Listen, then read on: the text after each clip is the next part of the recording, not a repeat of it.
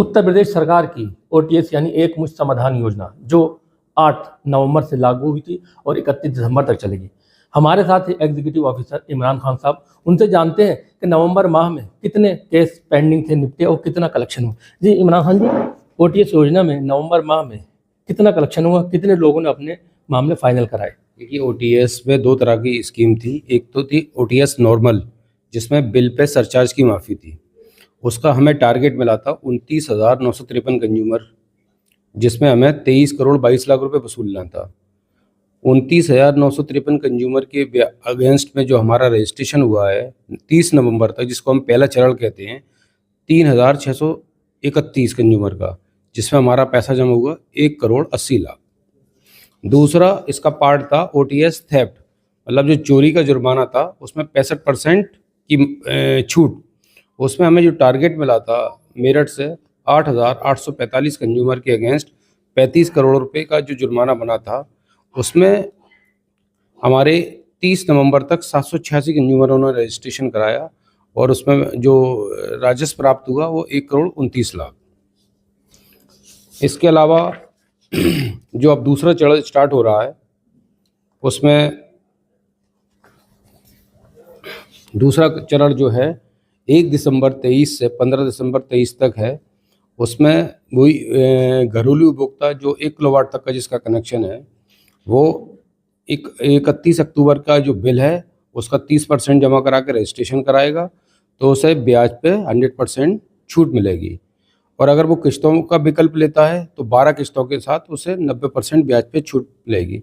इसमें LMB2 वाणिज्यिक उपभोक्ता और निजी ट्यूबवेल वाले, निजी संस्थान जैसे private schools, college, coaching centre, लघु एवं मध्यम उद्योग LMB6 वाले, उनको भी सरचार्ज में छूट का प्रावधान दिया गया है।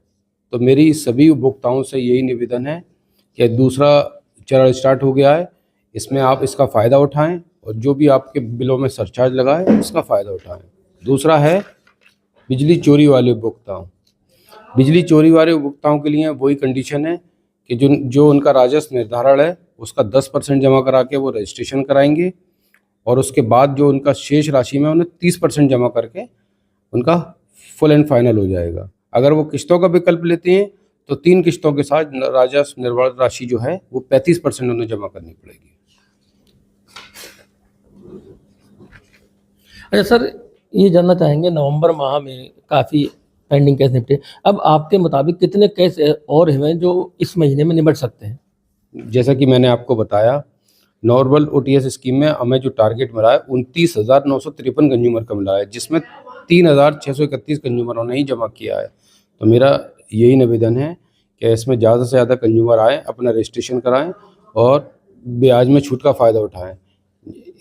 इसी तरह जो थेफ्ट असेसमेंट वाले केस हैं उसमें हमें 8,845 कंज्यूमर का टारगेट मिला है, जिसमें अभी 786 कंज्यूमरों ने रजिस्ट्रेशन कराया है। मेरा उन लोगों से भी निवेदन है कि ये स्कीम आगे फिर नहीं आएगी, इस स्कीम का फ़ायदा उठाएं और जो अपना राजस्व निर्धारण है उसमें मैक्सिमम जो छूट है अब दूसरे चरण में 60%, उसका फ़ायदा उठाएं।